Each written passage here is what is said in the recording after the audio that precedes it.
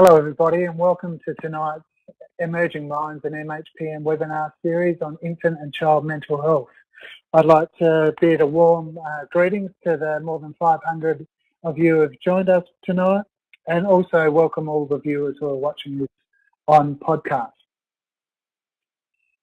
So tonight's webinar 3 in a 6-series webinar that MHPN and Emerging Minds are presenting this year, and it's on engaging parents of school-aged children, which is very topical for many of us. So before we begin, Emerging Minds and MHPN would like to acknowledge the traditional custodians of the land across Australia upon which our webinar presenters and participants are located. We wish to pay the respect to elders past, present and future for the memories, the traditions, the culture and hopes of Indigenous Australians.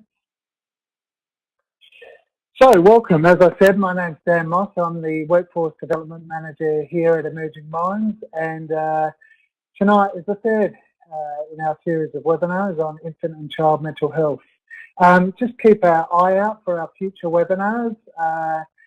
In particular, on the 7th of November, we have an exciting webinar about engaging parents with children approaching adolescence, which will be facilitated by Dr. Michael Carr-Gregg and Ellie Robinson.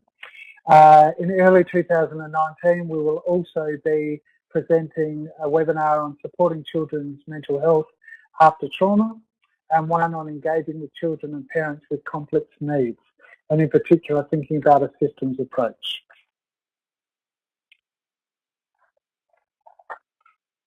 So, introducing tonight's panel, we have Nicola Palfrey, who is a psychologist and who also works through the Australian National University providing trauma assistance and advice with Emerging Minds.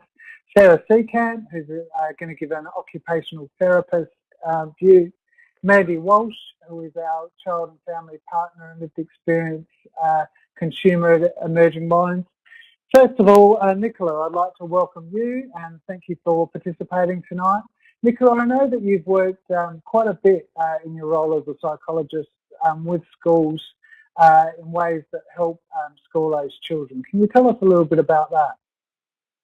Yeah, thanks, Dan, and welcome everybody. Thanks for having us along again. So yeah, in my role as a clinical psychologist, I've both worked individually with families and helping them to engage with their children when they're having difficulties, but also working with the school systems, running a trauma-sensitive schools program, so helping to skill up whole of schools, the educators and administration and so forth, to help meet the needs of kids that may have emerging mental health issues. Great, thank you, Nicola. I'd like also to introduce Sarah Seekamp, who tonight is going to provide a view from OTs. Sarah, I understand a lot of the work that you have done in the past has been situated around play, both with parents and children. Can you tell us a little bit about that? Sure, thanks, Dan. I think, as an occupational therapist, we're particularly interested in play because it's that primary occupation of children. It's how they do so much of their growing and learning, their social emotional growth, their physical and their cognitive growth. And so I think, it's really nice to work within the child's strengths, which play is often a strength for them if we're using child-led play. And so I've really enjoyed working with children in a play setting and then working alongside their parents about building their capacity to see how they can, play in helpful ways with their children to support their children's growth and development. Thanks, Sarah. That's great. Our next presenter tonight is Mandy Walsh. Mandy contributes in many different ways to the National Workforce Centre here at Emerging Minds as a child and family partner. Mandy, I'm wondering if you could just tell us a little bit about that role at Emerging Minds. Yes, sure, Dan, and thank you for having me, and I appreciate the opportunity. I have worked with Emerging Minds in the role of providing lived experience. So I suffered from postnatal psychosis in 2010 and went on to have health difficulties after that. And I am able to use this, which actually feels quite liberating, to use these experiences to inform on various Thanks, things Mandy. We around really mental appreciate health, your contribution maternal tonight, mental and health, how it looking affects forward to your families. presentation. Okay, so a little bit about tonight before we kick off with our wonderful presenters. I won't go through the ground rules because we've already done that through your registration. But just to let you know, if you do need any technical support, the FAQ tab at the top of the screen can be accessed, as well as the Redback Help Desk on 1800 291 863. If any significant issues should arise, an announcement will be made to everyone. So, the learning outcomes for tonight. Through an exploration of child-inclusive practice tonight, we want to focus on children's social and emotional well-being. And our three presenters will be focusing on identification of strategies that facilitate positive child-focused conversations with parents and children that uncovers their relationship strengths and vulnerabilities.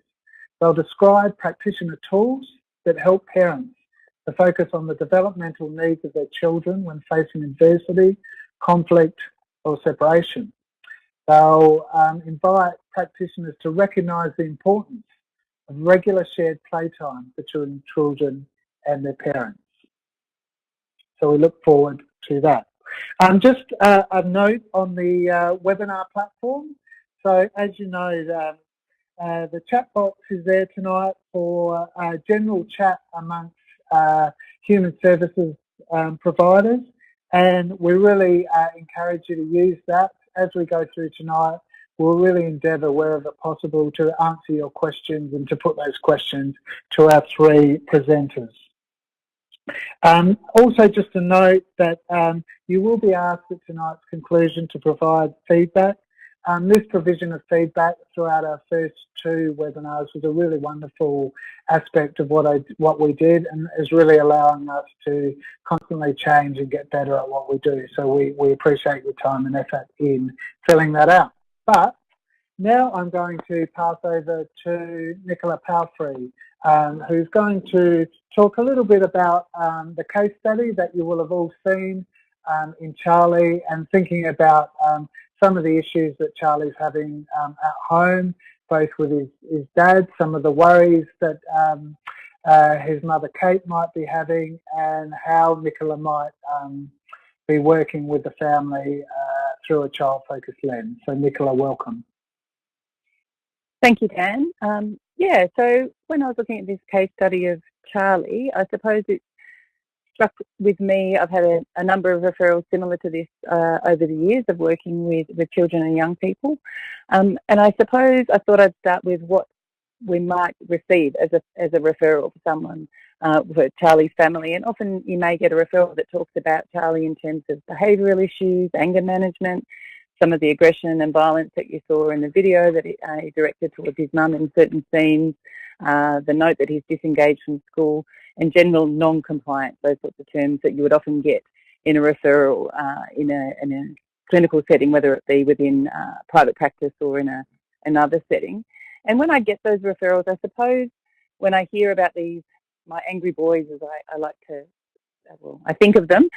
When I hear angry boys, I often think about sad boys. And the reason for that is often when I work with children such as Charlie, often do exercises around anger and exercise around anger being a secondary issue. And what we mean by that is there's always a feeling before anger.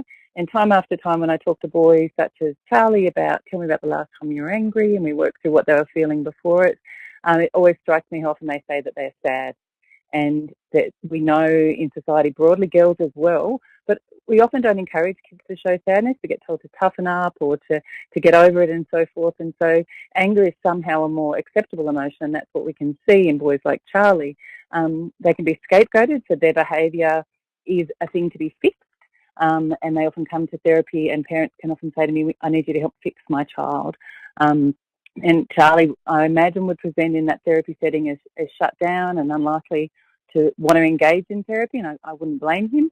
And so really, I suppose, when I look at referrals such as this, I really want to start to understand Charlie in his context. And what I mean by that is how he's travelling overall, what's going on at home, how's he going at school, what is he interested in. We've got some information in referral about what his dad's interested in, and I'd like to know a little bit more about Charlie and want to get to know him a little bit and understand a bit more about him from a whole child point of view, I suppose.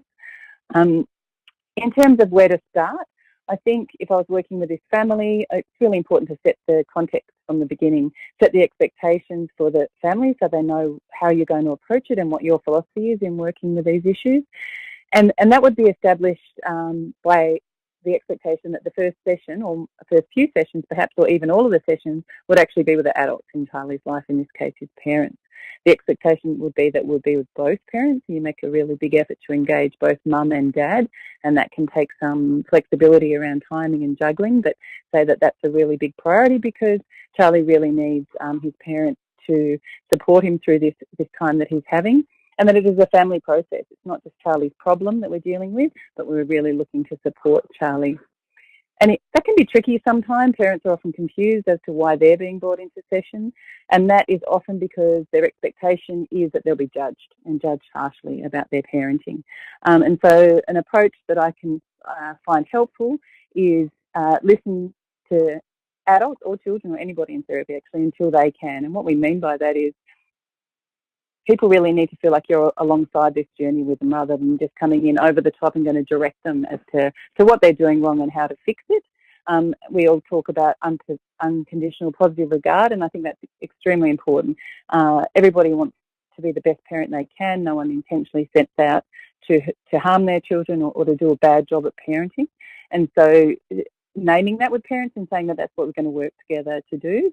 And I think working with parents or asking parents about what their fears are for Charlie. So for Kate and for his dad, like what are they worried about? What concerns do they have about Charlie and what's brought them along to seek your help?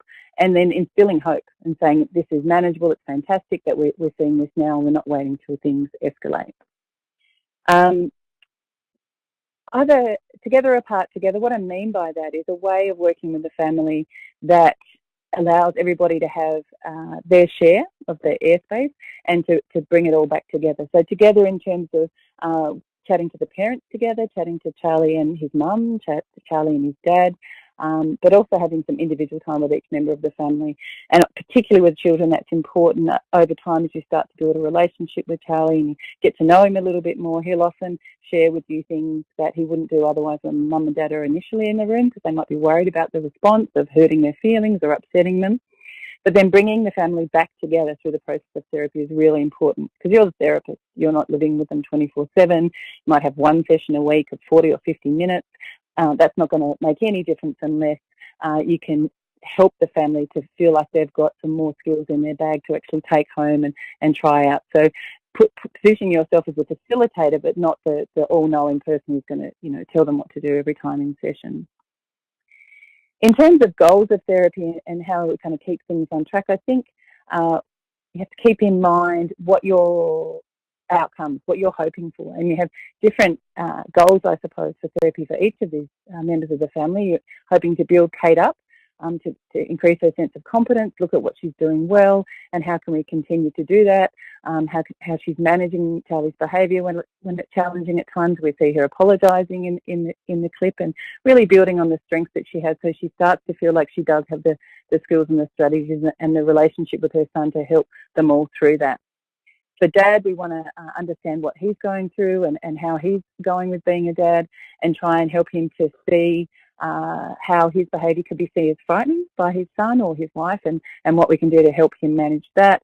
Because ultimately we need Charlie's needs to be seen. His behaviour is communicating that he's not okay, whether it's he's sad about his dog or he's scared because he hears his parents fighting. And we need to bring those needs to the forefront and allow them to be met. And people really, to shift anything, they need to feel like you're on their side. And I really think as a psychologist, you're often a translator. So communication can break down in families when we're stressed and worried. And so trying to, when we have those individual conversations, help work out how we can bring the family back together and have those communication skills And the confidence, one of the things you notice, even at this age, parents can forget how to connect with their kids. They think they're not really interested in it, or they knew how to do it when they were little. So working with them to tap back into those skills they had to be together, to enjoy time together, and encourage them to get back to that. So yeah, I think it's keeping the family in mind, trying to keep them together and help facilitate communication and build up their skills is where I would start with this family. Thank you so much, Nicola. That's a really wonderful applied presentation. So thank you for that. Our next presenter tonight is Sarah Seekamp, and Sarah's going to give us the occupational therapist perspective on Charlie and his family. So over to you, Sarah. Thanks, Dan, and thanks, Nicola, for your wonderful presentation also. Okay, so I'm going to talk about a particular strategy or tool that you might be able to use as part of your work with Charlie and his family.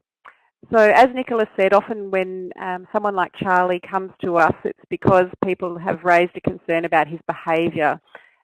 And so part of our role is often around lifting up what some of those triggers and stresses might be that sit underneath that behaviour and what his feelings and emotions might be.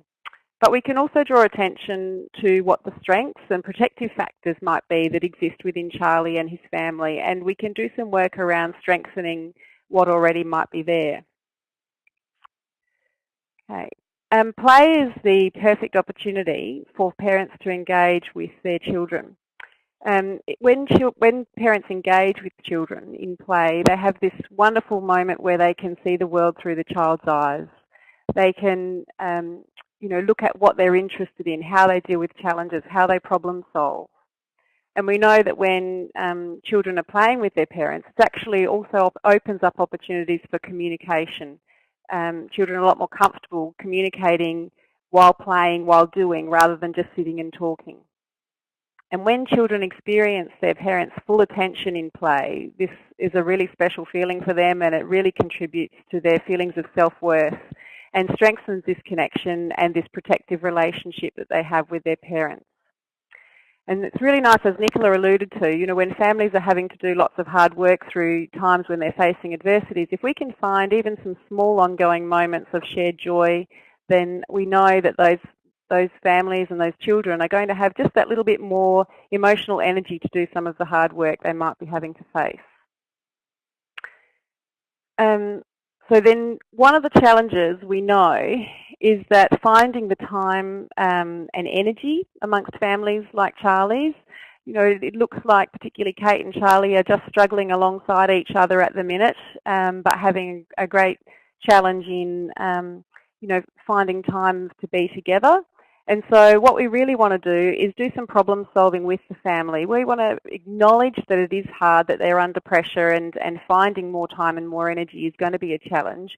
But we also want to, join with them and help them recognise that they can start small with small moments and small opportunities. Maybe 5 minutes before bed, or maybe a half an hour on a weekend can be an okay place to start for families that perhaps aren't spending any shared playtime together at the moment. Then the other challenge when we're working with families is, sometimes families don't have the skills, as Nicola alluded to know how to play together. And so we have to provide that scaffolding, build that capacity within the family to have successful shared experiences of play. And this is a key moment for us to lift up Charlie's voice and to talk with Charlie and hear from him, what would he like play with mum and dad to look like?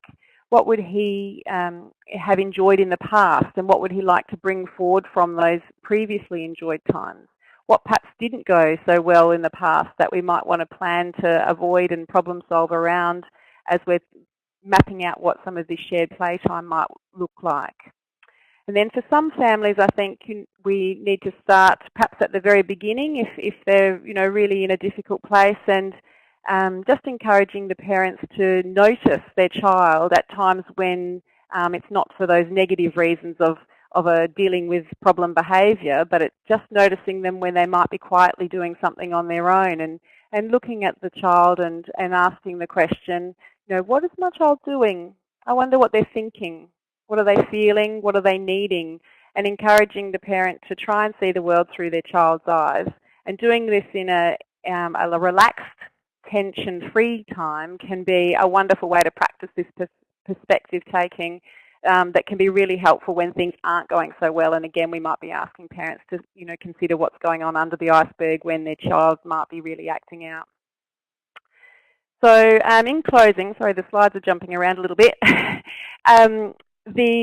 The important things I think that we can work with families on is helping parents remember that they are the most important thing to their child, and the benefits of a strong child-parent relationship are significant. We know that kids that have an ongoing supportive relationship with an adult have better mental health, they cope better with stress, they do better at school. So investing in those relationships is a really important strategy to consider. And we can also then help families recognise that play is a relatively accessible strategy that we can use to strengthen that relationship and invest in the parent and the child's emotional cup as they address some really tricky issues and times. And then finally, just I guess guiding parents to recognise that child-led play is likely to provide the outcomes that we're hoping to see, rather than perhaps as we see Chris trying to connect with Charlie but following his interest in football rather than stopping to think about what Charlie's passion might be and how he can perhaps connect with Charlie. Thank you. Thanks, Sarah. That was a fantastic presentation, and finding those small shared moments is something that I'll certainly take out of that presentation. So thank you. Our next presenter tonight is Mandy, who is going to talk through her child and family partner lens. So over to you, Mandy. Thanks, Dan. So just looking at the story that we've all watched and just looking firstly at Charlie's mum. So the first, I could see or empathise with a lot of that was going on. So mum is carrying or was carrying a huge load. It seemed that she was trying to survive in a relationship that entailed verbal abuse and possibly domestic violence, which she was probably frightened if this was happening to disclose to others or embarrassed to disclose to others. She had a career, she was working, she was parenting, she was being a wife. She also had some judgmental and unhelpful community support, the neighbour, who might have been trying her best but wasn't helpful in the situation. She's also carrying a lot of guilt. I'm not good enough, and I can also empathise with that. I'm not doing good enough. I want perfection, but I'm not getting it. I'm trying to be as good as I can, but why can't I be the best mum or dad? Just looking now at Charlie's dad, he came across as being a very authoritarian personality, living his love of football through Charlie. He didn't respect the school rules of Charlie's school. When Charlie tried to tell him what the school expected, he didn't take any notice of that. He was overbearing and forceful. And then I sort of looked, I sort of thought beyond it, and I thought about Dad. Do we think about Dad? We seem to be thinking about Mum, but Dad may be carrying more than he can deal with. And I just wanted to point out that it's important to know we expect a lot from dads, but they can be vulnerable too, and maybe that's something as a society we need to be aware of. We're becoming better at recognising depression and anxiety in mothers, and maybe we need to become gain a better understanding of that depression and anxiety can happen to fathers as well, and I think that that's important to note. So Charlie came across as a timid boy. He was grieving for his dog and no one was addressing this. He was frightened of his father, so this came across when he jumped anxiously when his father called out for him. He wanted to follow the school rules and do what his teacher said, but his father was not supportive of this. He's trying to survive as best as he knows how and is reacting to the situation with anger. It was put forward that maybe Charlie was a child of verbal and or domestic violence. A child of domestic violence has a hard road to travel. You often feel unsafe at home. You're unsure and worried when the next argument might be. Home can be an unpredictable place, and you can find school is a safe place to be, a safe setting to be in. I'm speaking from lived experience. The family could benefit from family counselling. Especially important would be if counselling if there was unsafe behaviours happening at home. And Charlie could benefit. Also, there was some loss and grief happening around the dog. So some talk there and support around losing a good friend, losing a pet. Charlie's mum needs support regarding the abuse she's experiencing in the relationship. I often think parents ask, in my role as teacher sometimes, how can we talk about things? And I love a good picture book. So picture books can be a really good thing to talk through something and bring up certain topics and discuss them.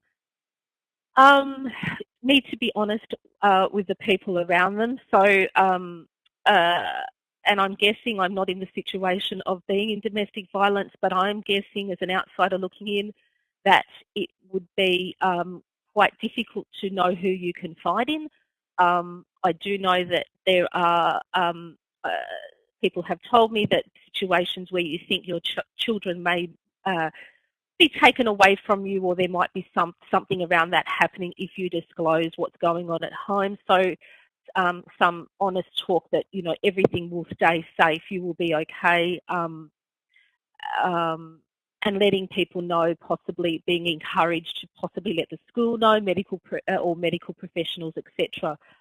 I often find that when you are in a situation of adversity, I just know in my own time of postnatal psychosis, mental illness, and being a parent that experienced that, it's often helpful to hear that you're not alone. It normalises it, so that, you know, it's common. So many people, and it did make a difference, health professionals telling me mental illness is common, and you think, oh, you know, I'm glad you say that. That does make me feel better.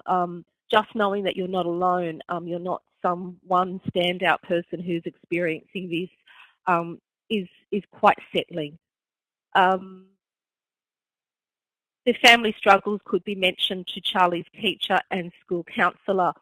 I'm coming to realise in my own work setting just how valuable the school counsellor is. Children's difficulties at home can flow onto academic difficulties. Schools can help with family difficulties, and it is a safe place to talk about family violence also. Families could be or need to be encouraged to talk to the teacher, to the principal, etc. about struggles at home, and we all have them, just in different forms. This sort of communication is useful, and it can explain behaviours of a child or of children, any sort of behaviours that are difficult or you're unsure about. Unfortunately, school counsellors are spread rather thinly in many schools, but they are very helpful people, and I do remind the school counsellor in the school I work in that she's a very important person there. Thank you for listening to me. Thank you so much, Mandy. That was really useful advice there, and yeah, really, I think will generate and is generating lots of conversations from the chat room. So, speaking of the chat room, we will now endeavour to answer some of your questions from our panellists. So, lots of questions really regarding Charlie's dad. So, questions around what might it be like to work with Charlie's dad? Should he come to a session, a counselling or a psychology session, where he might be reluctant or service resistant? Nicola, I'm wondering from your experience as a psychologist whether you could talk about some of the strategies you might use with Charlie's dad. Yeah, excuse me. Yeah, sure, Dan. I think it's important to remember that in working with Charlie's dad, that we only have a small amount of information, and often when we get referrals or just one point of view. So maybe you've chatted to mum, we don't actually know his story. And so I think it's really important to say that from the outset, if you're talking with dad, that you're really interested in hearing his point of view. And as I mentioned, he may be resistant, he may be defensive, or even, may come across a bit intimidating to start off with. And I think holding in mind that we all have defences and we all feel like that at times if we think people are judging us for how we are. And so I always endeavour to try and speak about the family more broadly and what his hopes are, what's going well, other things he's particularly struggling with. As Mandy said, we don't know what's going on for Charlie's dad. He may have incredible pressure going on that we're not aware of. And so working alongside him and opening up a conversation about what's working in his family, what is he worried about, does he have fears for Charlie? What does he wish for? How did he go when he was growing up? Did he have models of parenting? Can he empathise with the experiences that Charlie's going through? Some of the most amazing experiences I've had in session have been when dads have chosen to be vulnerable in front of their sons. And what I mean by that is sharing that, say, they suffered terribly from anxiety when they were little, or that they really understand how it feels to lose a pet. And it's amazingly powerful for a young boy to hear their dad. I remember I had a boy one time describe his dad literally as 10 foot tall, and for his dad to then come into session and say he was bullied at school when he was little, as his son was, made a profound difference in terms of his son opening up and being able to connect back in with his dad. So I think looking for the strengths and holding in mind that everybody is able to change and willing to change if we can connect with them in the right way. Thanks, Nicola. Sarah, a question for you from Sarah. What happens if the parents won't meet together, or they might, a little bit as Nicola's alluded to, if they're conflictual? So can you tell us a little bit about your experience in working with families who might be conflictual or even difficult to engage? Yep, sure. Thanks, Dan. I think, as Nicola indicated at the beginning of her presentation, it's really important for us to share with a family how valuable it is to have everyone around the table and to do some problem solving around what some of those barriers might be to different members coming, whether it's time of the appointment, location, those sorts of things, to show our willingness to be flexible in our service delivery so that we can demonstrate the value that we place on having everyone there. But I guess in my experience, certainly it was often that I was only working with one parent, and that does present certain challenges where you don't get the full picture and then you're not able to convey all the information that you hope to the other parent. And in those situations, I think some of the things that have worked for me is to be really clear about the key messages that you're working on with the parent and the child in the session, and then to continually seek opportunities to draw in the other parent, which in my experience typically I'd be working with the mother and the child and looking for opportunities to bring the father in. And so it might be that at the end of the session, you really clarify what are the key messages that you've all worked on today that can be shared at home, and sometimes it's even about providing those in a written form to help convey those messages, but also continually opening that door for the other family members to come along. And I think you've alluded to the father in this situation, but sometimes, families are, they look all shapes and sizes these days, and so sometimes it's about grandparents, aunties, other adults that live in the house. And the more people, when you're working with a child, who understand what it is that you're trying to achieve, and also the better understanding you have of the context that that child's functioning in, the more successful you're going to be. So I think, sometimes it's a challenge that's difficult to overcome, in which case you continue to open that door and try and problem solve ways to bring them in. But in the meantime, it's really important to try and open that flow of information as best you can so that you're sharing the information as openly as you can. Thanks for that, Sarah. And another question for you from Lucy, who's really asked a question about when psychological problems are evident in the parent of a child referred to you for therapy. how can you protect against this issue dominating family therapy? And in particular, how do you cater for parents who are experiencing mental illness during therapy sessions? Sure, thanks, Dan. I think it's a really difficult one because relationships are really important, and so you do need to give attention to building a relationship with the parent and the child if you're going to be effective in the way that you're working. But when you have a parent with any sort of chronic health condition, you need to factor in their capacity in what you're asking that family to do and what you're hoping to achieve.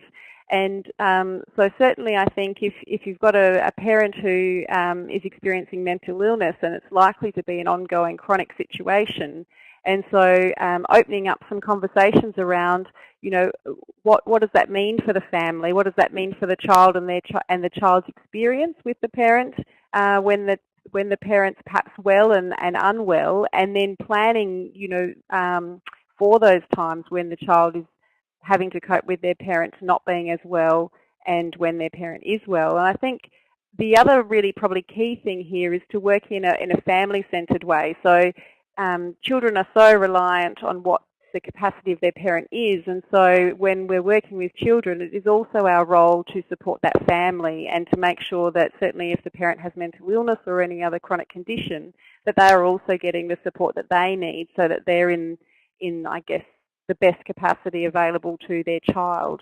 And so that might mean looking at making sure that the parent's receiving support outside your session, if it's not appropriate that it occurs in the session, or if you are able to provide the parent support within the session in a family-centred way, that may be suitable in some ways. I think probably the other thing I just want to mention, when the capacity of a parent is compromised in some way sometimes, I think, and Mandy alluded to this in her presentation, it's really important for us to look at how we can wrap supports around that whole family. So, what might be the role of the school in supporting that family, the parent and the child, what friends or relatives might be available to wrap around that parent and that child. And if we work in that family-centred way, I think our outcomes are likely to be better in those situations. Yeah, great answer, thank you. Mandy, lots of questions coming in around how a professional might help and support a parent that might be struggling in their role as a parent.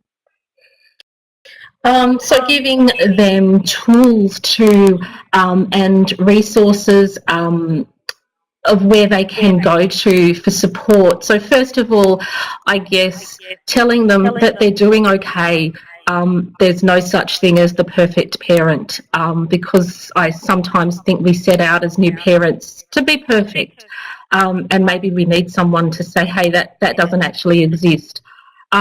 Giving them places to go to maybe get some education around parenting. So I did some of the Triple P courses and found things like that valuable.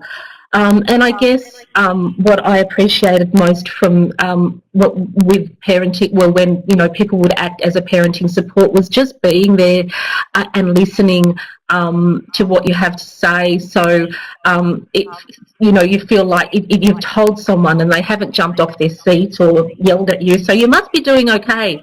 So having an ear to just say, I hear you.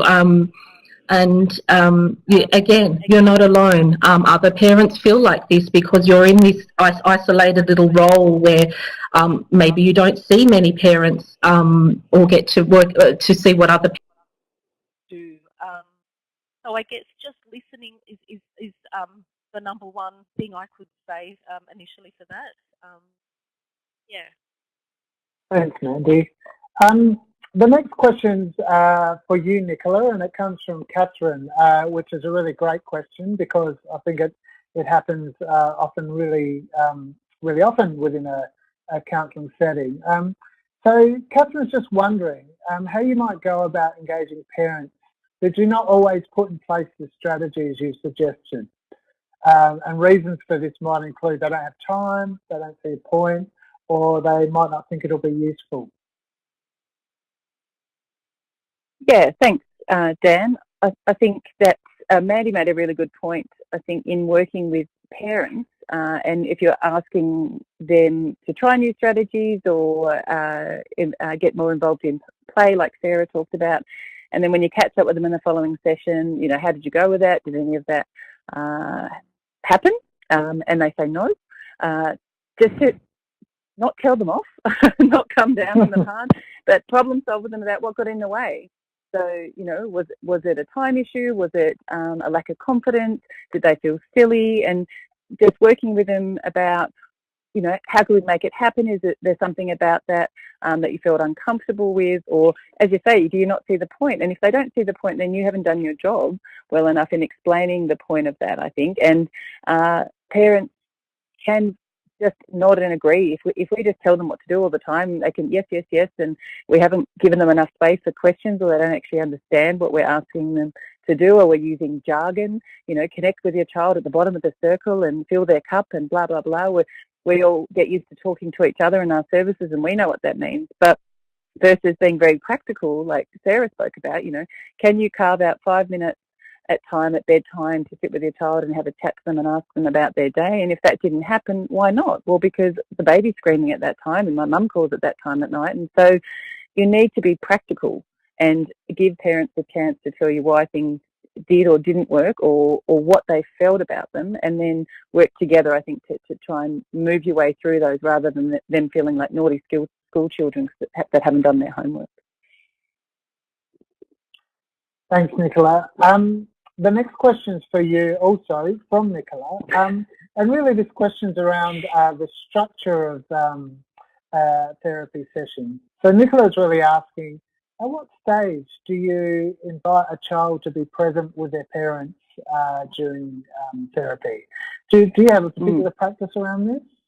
I suppose my particular practice is it depends. It really depends on the age of the child. And your monitoring of how that will go. I do quite a lot of trauma therapy, for example, and it's vital that, for example, in that situation, it's not exactly the same as here, but if I had been dealing with Charlie and he talked about that he could hear his parents fighting at night and he was really worried about that, and we'd maybe talked about it and how he felt about that, ultimately you'd want to bring his parents in to share that information, but you really need to be sure that Charlie's going to get a safe response. And so you wouldn't want to bring mum and dad in to hear that conversation if you didn't feel that they were able yet to hear that in a way that you thought was going to be supporting Charlie's needs. And that might be that because he may be scared that mum will get really upset. Kids hate making their parents cry. And so I've had lots of clients over the years that say, I can't tell mum that she'll cry. And so we often have this conversation about what that means. And so in a part of the session or a separate session with mum, you might give her some of the information. You might even role play it, and also have a directly address those concerns. So I've had parents, tell their children directly that I might cry, but it doesn't mean I'm broken. I can hear it and still be your mum and look after you. It's not a sign of weakness. So we're starting to address some of those issues, that you can show vulnerable emotions and still be okay, because parents we're not often that explicit with our kids, and kids worry that, I can't make mum cry. That's a terrible thing. Whereas, I cry all the time. It doesn't mean I'm broken. It means I hear it and I feel it and I can still be your parent. And the same with a response that might be angry. So how are we going to make sure that dad can hear those questions and respond with an empathic response and not be frightening to Charlie? So it's your job to judge that and support everybody in the family so those conversations can be constructive, and also that you kind of mirroring at the same time that expressing feelings is healthy, and that's how we move forward, and we're helping everybody in the family develop those skills as we move through this path together. Yeah, thanks for that, Nicola. Just on that theme, Nina has asked, when you do have parents in the room with you, and they might be speaking pejoratively or negatively about their child when the child is in the room, what kind of strategies do you have for that? I think so. That happens, of course. It happens. But why you start with sessions without the kids in the room to start off with, so we can have these free and frank conversations and set up that expectation, but that's no guarantee that it's not going to happen in future sessions. And I really think it's your job in the room to address it there and then, to say, you know, we want to keep the conversation constructive. You know, when we talk about Charlie in that way, I think that, you know, it looks to me like Charlie might be a bit upset about what you've said, and can we try and keep it constructive, or, you know, those sorts of things. I think you have to address it. You're an adult, and you're not trying to shame the parent or escalate the situation. But work with them again. You're modelling how to have constructive conversations and to talk about that, or even reframe it. Like, you know, Dad, you're saying that Charlie seems like a 50. You know, what does that mean to you? Does that mean you worry about his feelings? Are you worried about him getting picked on at school? So you're getting to the what's behind that defence or that aggressive response to try and keep moving the conversation forward. But you can't let it slide, because you've got a responsibility for the child in the room as well. Yeah, thanks, Nicola. Mandy, there's lots of questions coming through again around working with a family where a parent might have a mental illness. What can a health professional say and do, for that matter, where a parent in the room is experiencing a mental illness? Very close to my heart. What can they do? They can assure you that no one is going to take your children from you. So no matter what you say or how honest you are, their aim is not to... I know that there is a strong feeling, and I've discussed it with other parents who have experienced mental illness. There is that fear that if I disclose too much, they'll take them away. They'll think that I'm a really bad parent. So just making them feel comfortable that it's okay, making the space safe, and I guess that happens over a period of time. So this poor mum will be able to tell all, and she may have been wanting to tell this for a long time. So yeah, making it feel that it's okay, knowing that other people have it. So just trying to normalise the situation, because it feels very abnormal to be told you have a mental illness, especially when you haven't had any experience prior to that. So all of a sudden you enter a new world full of new words, scary words. So just tiptoeing into it, but hopefully building up a relationship together where there can be complete honesty. I think that's really important. Thanks, Mandy. Thanks. Yeah. Thanks.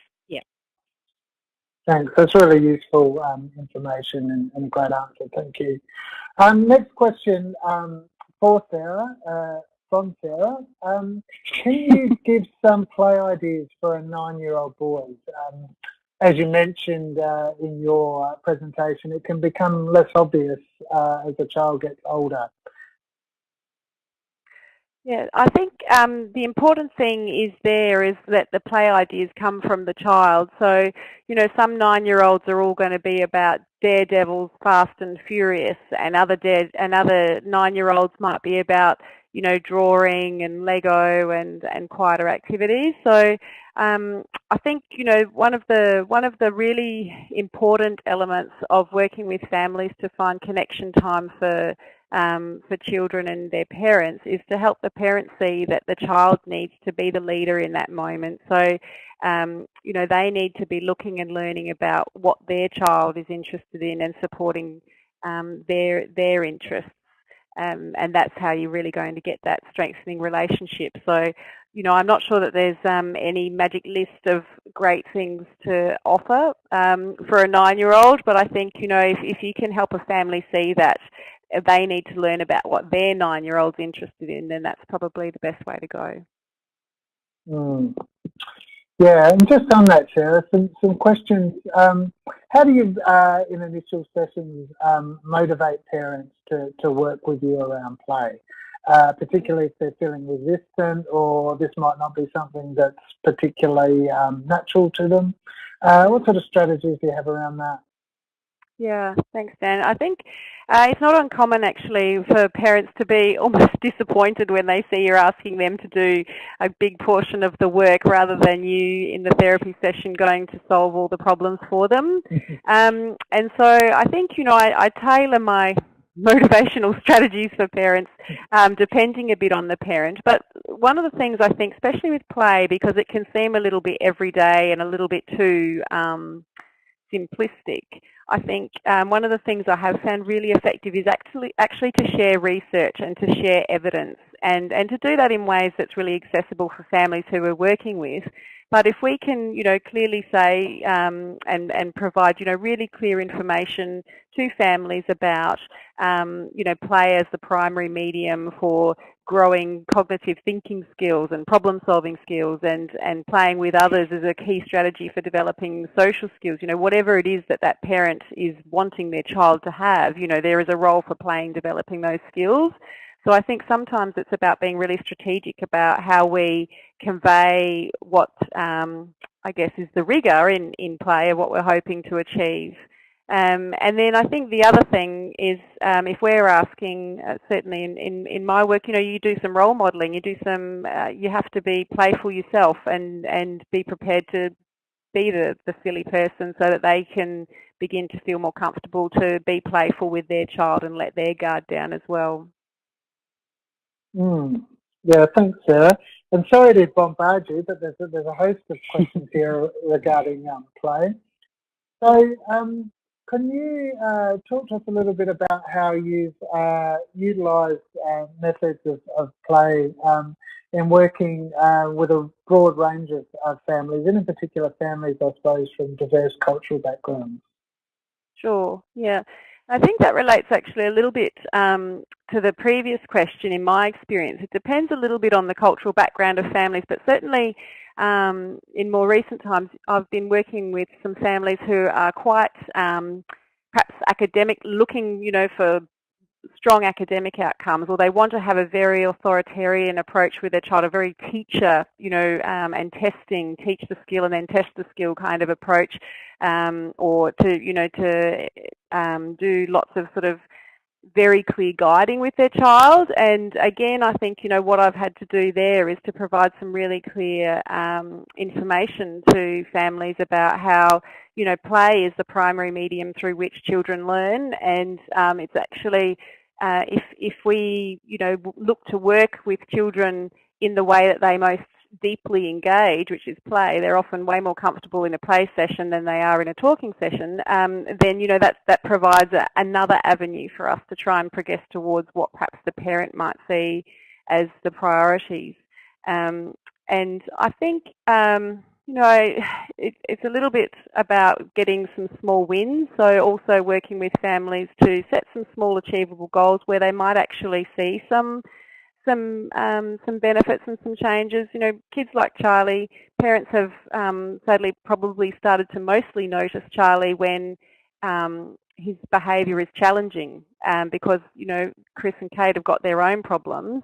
But if we can encourage parents to look to notice their children in times when they're not causing problems and when they're happily engaging, then we can actually shift a parent's view and perspective of their child, and they may actually start to see, oh, actually my child has more capabilities and more strengths than I'd realised, and we can grow that story. Great, thanks, Sarah. The next question is from Kerry, and for you, Mandy. It's really about, and you touched on this a little bit before, where a parent may be feeling anxious that what they tell a practitioner or a professional will result in a child protection notification. How do you engage with a parent where a reassurance that you perhaps won't inform child protection is simply not possible? I guess by telling them situations where it might be reported, so educating them a little bit about why child protection might come into a situation, telling them that, and assuring them that this isn't one of those, that they're there to help you, that they're there to keep the family together, that they're there for the support of the children as well. and for the best. They want the best for the children. So just reassuring them that the family unit will stay together, and just trying to knock it out. That thought of that something bad will happen if you disclose stuff. So again, I said, as I was saying, that relationship needs to grow. I found that there were certain people that I started to trust over a period of time. What made me trust them? Sometimes I think about that. Maybe it was someone I seemed to click more with, or yeah, just that reassurance that no, look, these are the sorts of things that might go to a child protection or into a child protection issue, but this is your health. Just like you've come to tell me you might have diabetes or a broken leg. I'm here to help you. I want to see you well, and I want to help you get well. So I hope that answers the question. Yeah, it does. Thank you very much, Mandy. Thanks, Jen. The next question is for Nicola. Nicola, a couple of questions around schools' roles in all of this, given we're talking about school-age children. What can schools do to make these conversations with children possible? Well, schools need to know what's going on in order to help, I think, and schools carry an enormous burden in terms of looking after children, but they also have a great opportunity to help families.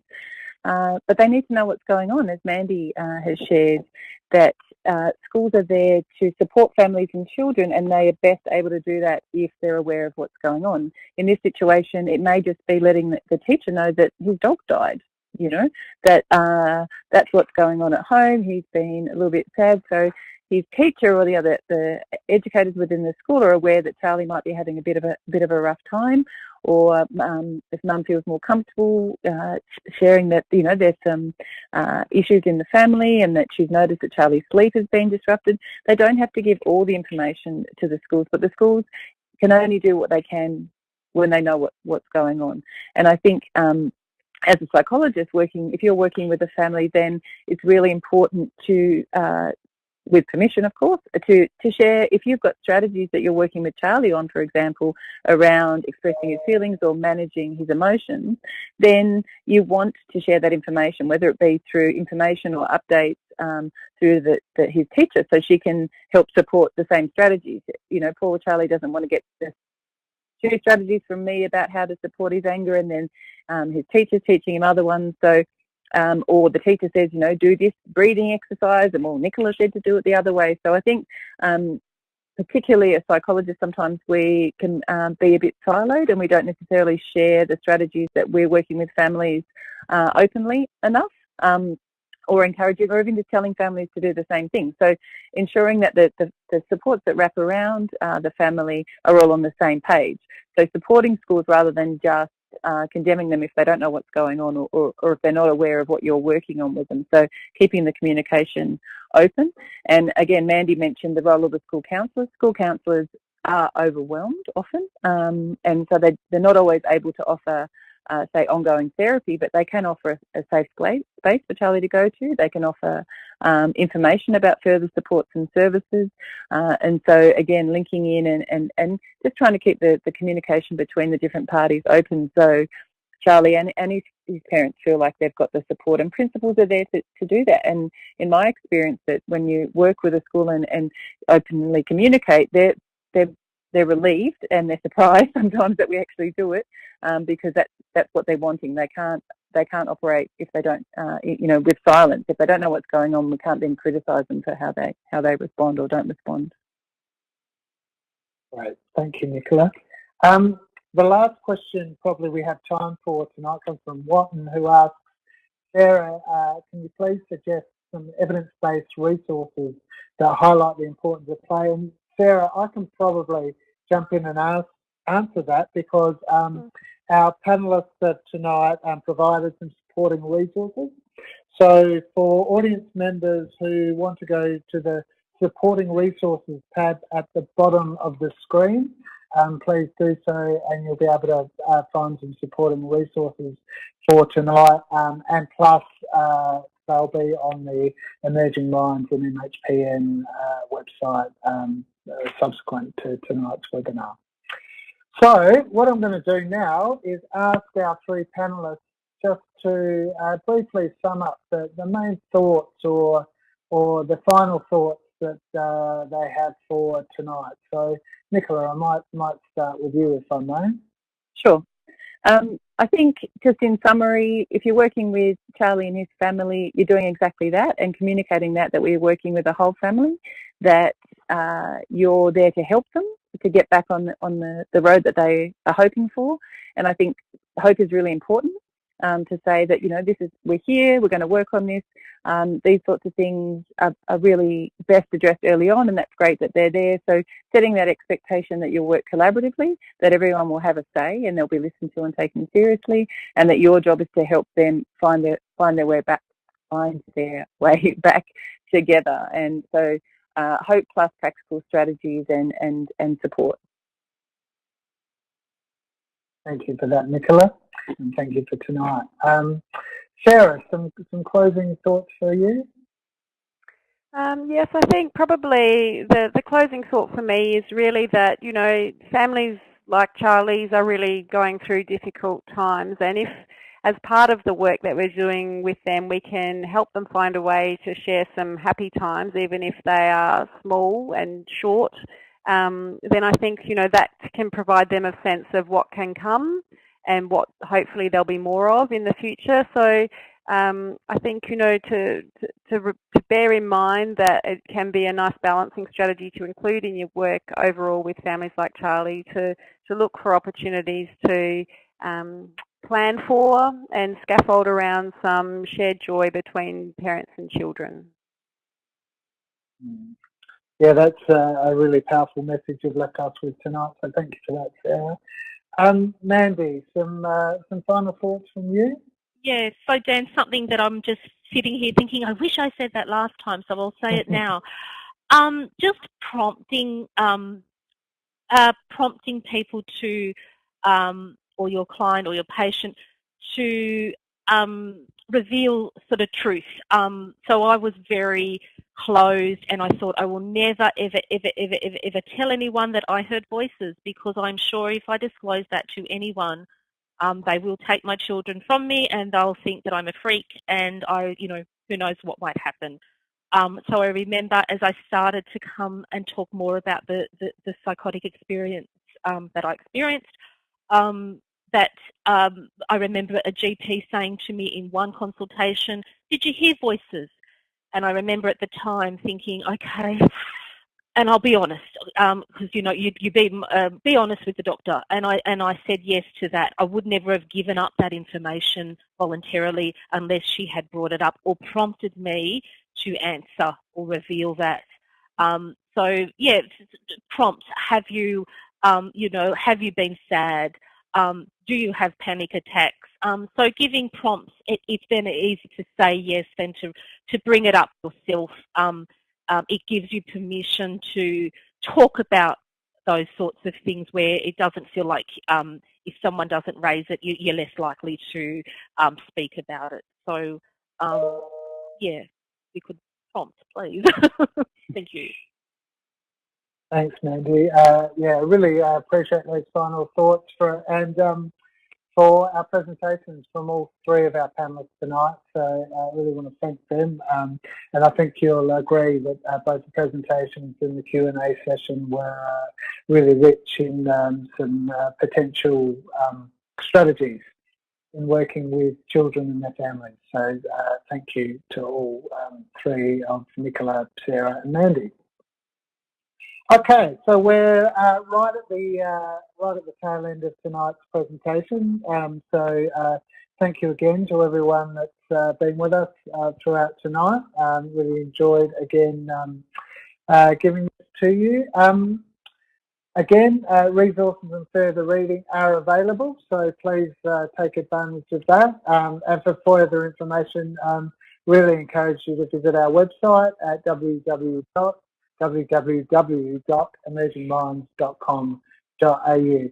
Before you leave tonight too, just a reminder, we'd really appreciate your feedback. So if you could do that before you left, that would be fantastic. So thank you for participating tonight. Certificates of attendance for this webinar will be issued generally within about 4 weeks, and each participant will be sent a link to the online resources associated with this webinar within 2 weeks. And as we mentioned before, we've got a really exciting webinar planned for you on the 7th of November, which is really around engaging with parents with children approaching adolescence, which I'm sure will strike a chord for many of you both personally and professionally. And we have Dr. Michael Carr-Gregg and Ellie Robinson who'll be sharing the findings of some of their practice as well as some of their very detailed research. So we look forward to that. Just to let you know that this webinar was co-produced by MHPN and Emerging Minds for the Emerging Minds National Workforce Centre for Child Mental Health. The National Workforce Centre for Child Mental Health is led by Emerging Minds and delivered in partnership with the Australian Institute of Family Studies, the Australian National University, the Parenting Research Centre and the Royal Australian College of General Practitioners. The Workforce Centre is funded by the Australian Government Department of Health under the National Support for Child and Youth Mental Health Program.